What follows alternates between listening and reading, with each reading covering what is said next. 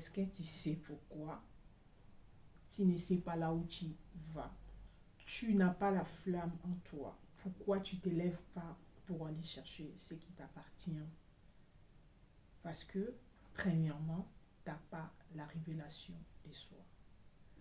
La révélation de soi, c'est très important. On peut te parler de tout, il faut être motivé, il faut être courageux, il faut être battante ou une personne qui ne lâche pas. Mais si tu n'as pas la révélation de toi, si tu ne sais pas ta mission, si tu ne sais pas tes rêves, tu ne peux pas avancer. Je vais te dire que tu n'es pas venu en vain sur cette terre. Tu as une trajectoire, tu as une feuille de route que Dieu lui sait lisser et qu'il a tracée pour toi. Alors si tu te compares aujourd'hui, c'est parce que tu ne sais pas ta feuille de route. Si tu jalouses d'autres personnes, c'est parce que tu ne connais pas ta feuille de route. Si tu procrastines, si tu ne fais rien dans ta vie, c'est que tu n'as pas de vision, tout simplement. Tu n'as pas de rêve. Une personne doit rêver.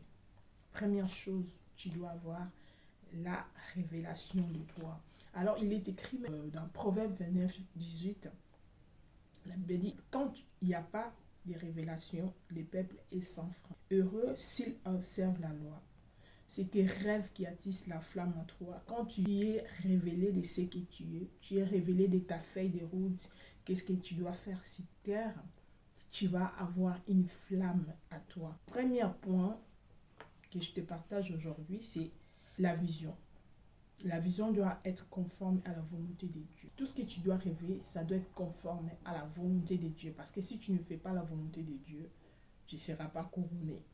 C'est Dieu qui nous a créés. Alors si tu ne fais pas la volonté de ton Créateur, tu ne vas pas être couronné. Parce qu'à un moment dans la vie, on aura les comptes à rendre à notre Dieu.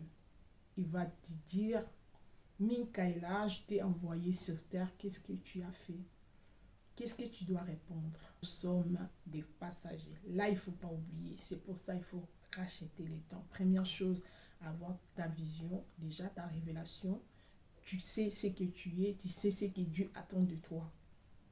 Et puis, tu traces ta route. La deuxième chose, la vision de votre futur, ça ne doit pas être déterminé par rapport à votre présent. Par exemple, aujourd'hui, tu es là, tu manques à manger. Tu manques de travail, tu n'es pas encore arrivé là où tu voulais. Et c'est pour ça que tu ne peux pas écrire ta vision, tu ne peux pas rêver dans la position où tu es. Parce que ta position actuelle, ce n'est pas ça qui va déterminer ce que tu vas être. Par exemple, moi, quand j'étais en Afrique, je ne pensais pas qu'un jour, je vais venir à l'Europe. Je ne pensais pas qu'un jour, je vais me mettre devant les gens, je vais me mettre devant quelqu'un pour parler, pour les conseiller en fait, ou pour la motiver.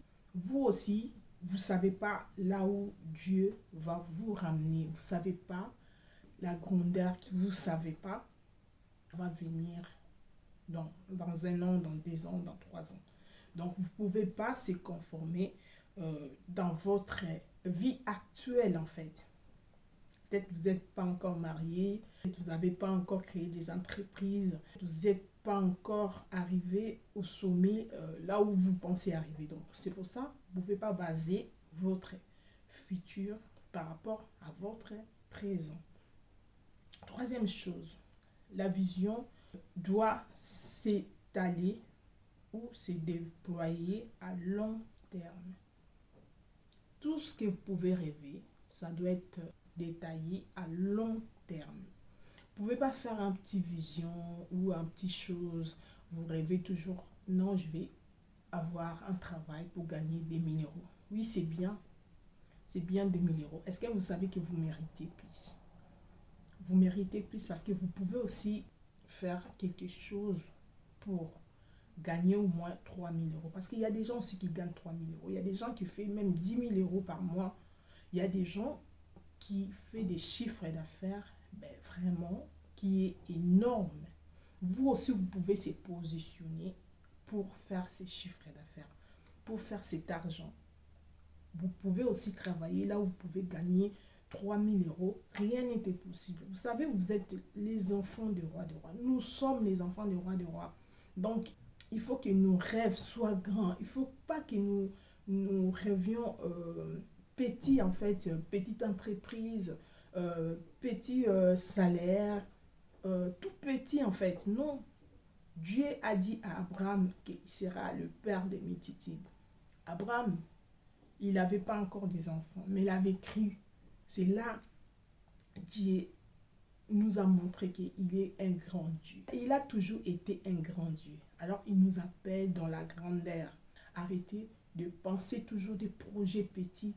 Pensez grand. Il faut que nous arrivions à rêver des choses qui nous dépassent.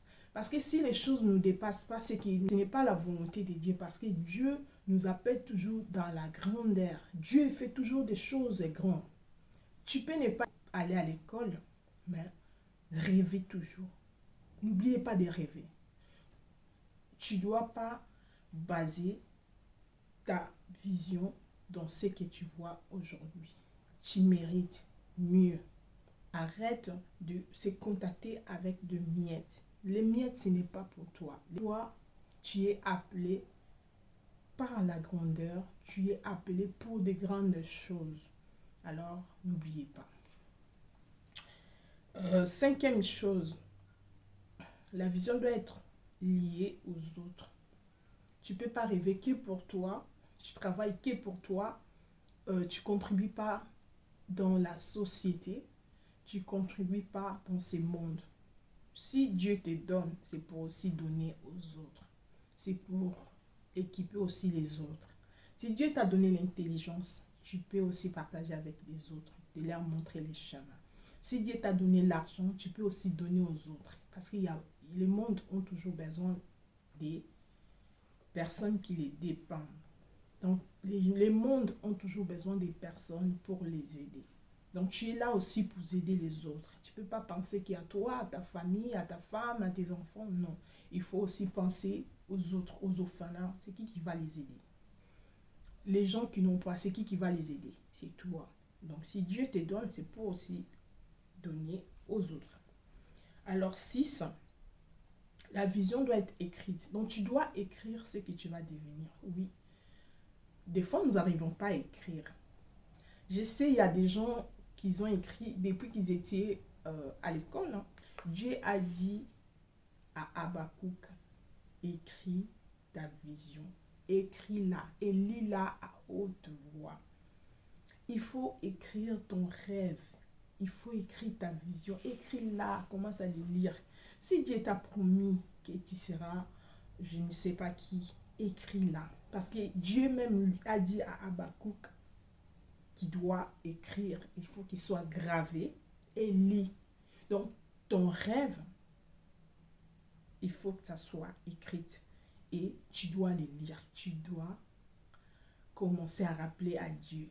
Il faut il faut que ça soit devant toi tous les jours. Tu lis tes rêves que Dieu, tu m'as promis ça. Vous savez pourquoi nos choses tardent, pourquoi nos bénédictions tardent? Parce que nous n'avons pas de stratégie pour attirer nos bénédictions, pour que en fait nos bénédictions nous retrouvent rapidement.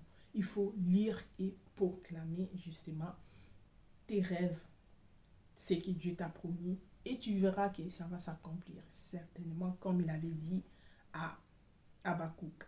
Donc voilà, j'espère que ces petites vidéos ça va vous plaire et je vous dis les amis, abonnez-vous sur ma chaîne et activez la cloche de notification pour ne pas rater l'un de mes vidéos. Moi on se retrouve à très bientôt et je vous dis ciao ciao.